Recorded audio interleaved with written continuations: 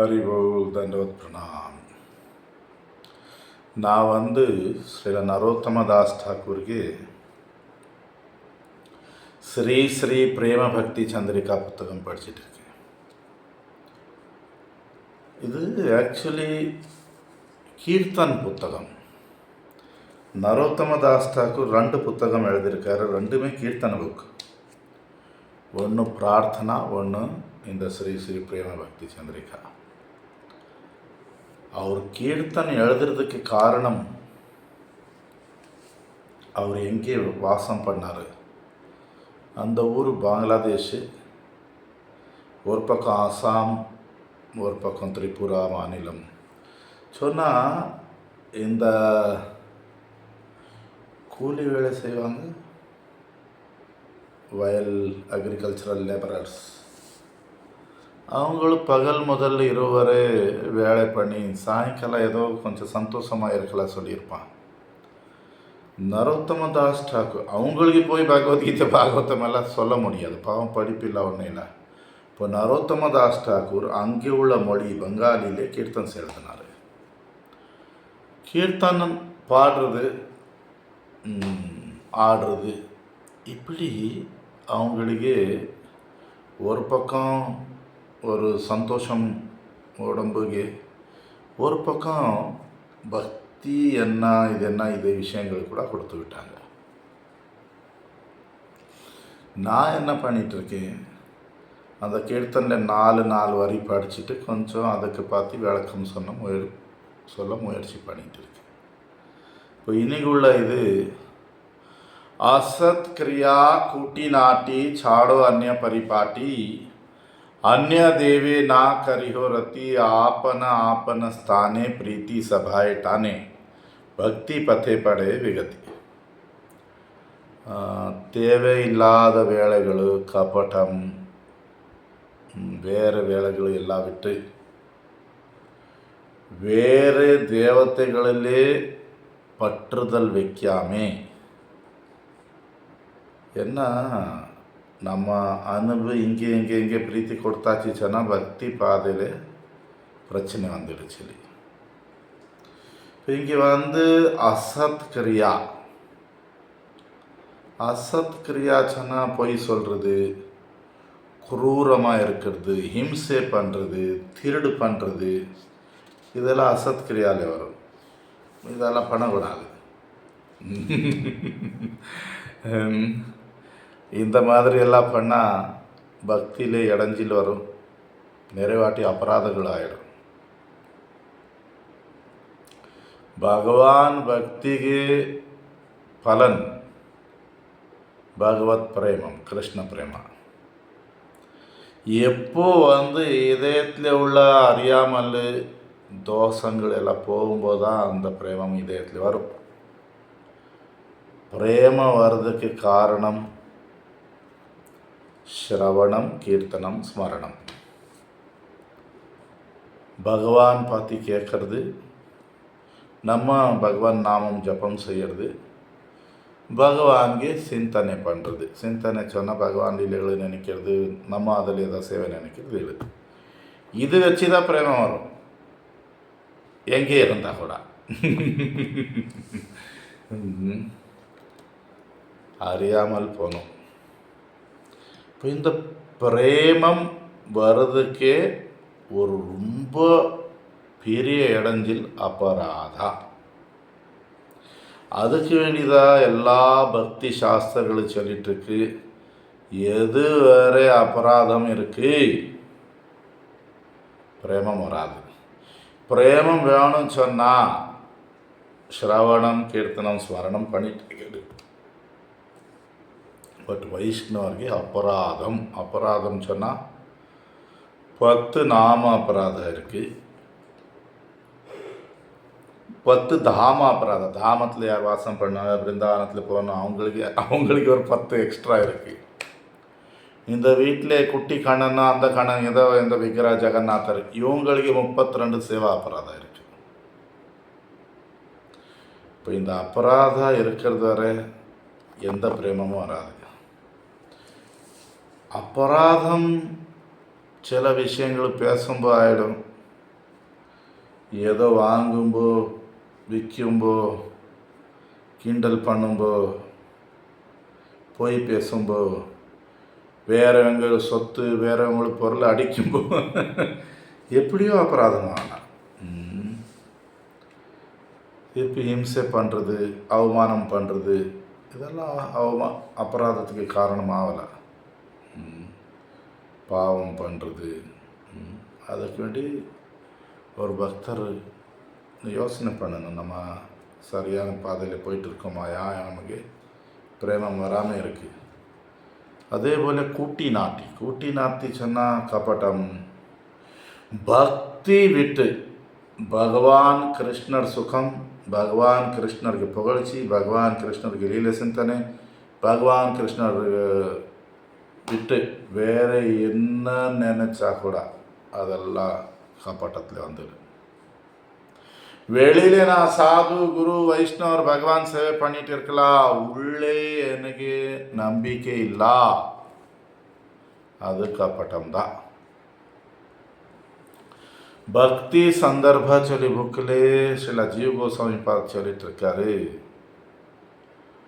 வைஷ்ணவ அபராத கபட்டம் வச்சு தான் கூடுதல் நடக்கும். அந்த கபட்டம் இந்த பிறவியில் பண்ணியிருக்கலாம், போன பிறவியில் பண்ணியிருக்கலாம், இந்த பிறவியில் அது வந்து நமக்கு பாதிக்கும். இப்போது கபட்டம் பக்திக்கு ஒரு பெரிய இடைஞ்சில். கபட்டம் விட்டுடணும். கபட்டம் விட்டுறதுக்கு சாதுಗಳು ಶರಣம் எடுக்கணும், குரு வைஷ்ணவருக்கு சேவை செய்யணும். அவங்களுக்கு கருணை கிடைச்சா கபட்டம் போகும். சாது கருணை வச்சு கபட்டம் சலம் பண்ணுறது, புத்திசாலித்தனம் காட்டுறது, வேறவங்களுக்கு கஷ்டம் கொடுக்கறது, ஏமாத்துறது, இதெல்லாம் கபட்டத்தில் வரும். அதில் கூட குரு இல்லை வைஷ்ணவருக்கு அதெல்லாம் பண்ணியாச்சு சொன்னால் அது பெரிய அபராதம் நடந்துட்டு இருக்கு. சமுதாயத்தில் எல்லாம் நடந்துட்டு இருக்கு. பிரேமம் உள்ளவர் எத்தனை பேர் பார்த்துருக்கீங்க? அவங்களுக்கு பிரேமா கிடச்சிருக்கு சொல்லி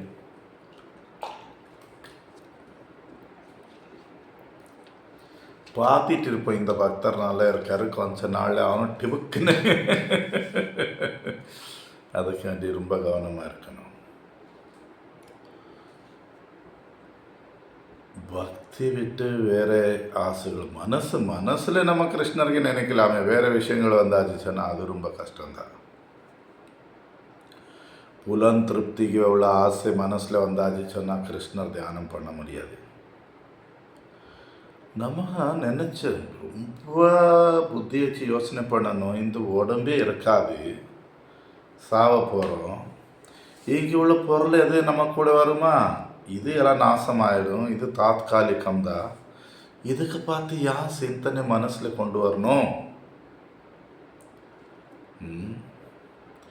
மனசிலே பகவான் திருநாமம், பகவான் குணங்கள் லீலைகளை நினச்சிட்டு மெல்ல மெல்லமா ஆனந்தம் வரணும் மனசில்.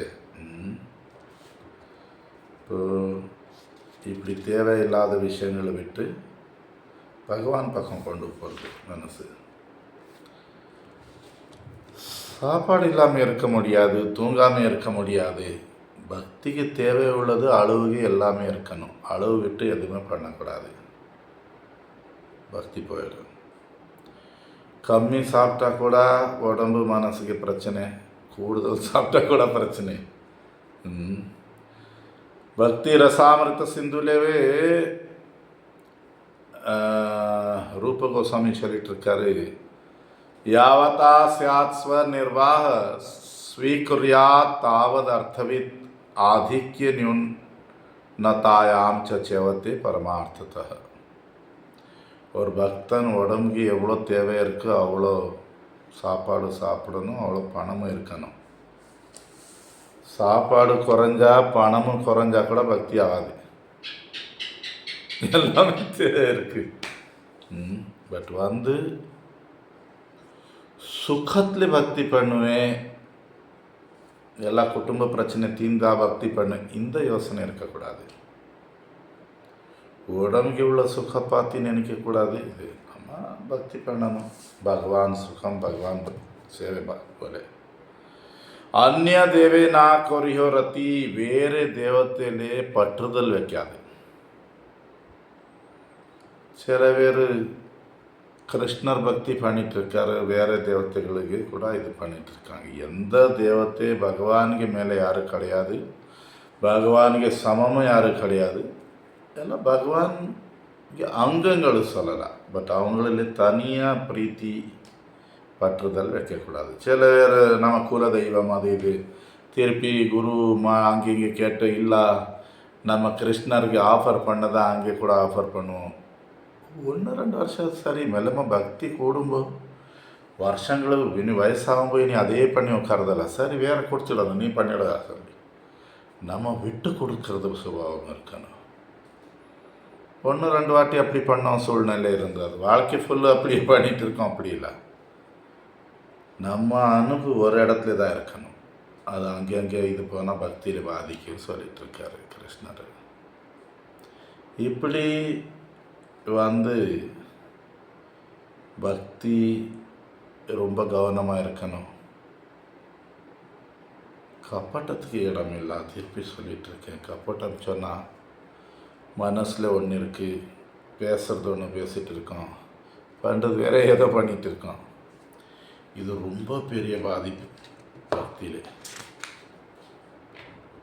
எவ்வளோ தேவை இருக்குது அவ்வளோ பேசணும். பக்தன் கூடுதல் பேசக்கூடாது. கூடுதல் பேசுகிறது ஒரு பெரிய பாதிக்கும். நம்ம என்ன பக்தி பண்ணிகிட்டு இருக்கோம் இது கூட வேறவங்கக்கிட்ட சொல்கிறது இது நல்லதல்ல.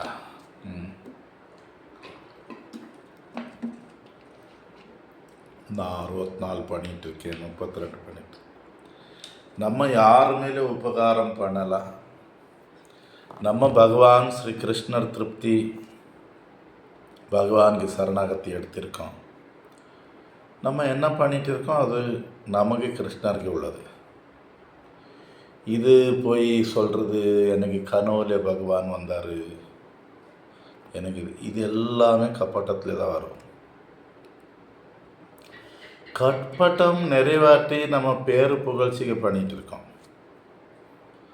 சிலப்போ ஒரு பக்தர் எனக்கு நல்லா பேசிகிட்டு இருக்காரு, ஒரு பக்தர் நிறைய ஸ்லோக கீர்த்தனை சொல்லிகிட்ருக்காரு.